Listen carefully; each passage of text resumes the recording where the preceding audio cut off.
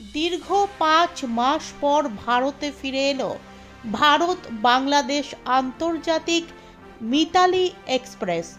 তবে কোনো যাত্রী নিয়ে নয়, পুরো খালি কোচ নিয়ে জীর্ণ দশায় ট্রেনটি মঙ্গলবার ভারত বাংলাদেশ আন্তর্জাতিক সীমান্তের কাঁটাতারের গেট অতিক্রম করে ভারতে প্রবেশ করে মিতালি এক্সপ্রেস।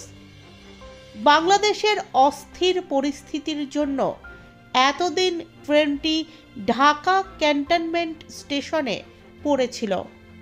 সোমবার দুই দেশের সচিব পর্যায়ে বৈঠকের 24 ঘন্টা অতিক্রম হওয়ার আগেই ভারতে ফিরিয়ে দিয়ে গেল সেই ট্রেনটি। বাংলাদেশের ইঞ্জিন ট্রেনটির সব কোচ হলদিবাড়ি স্টেশনে পৌঁছে দিয়ে ফিরে যায়।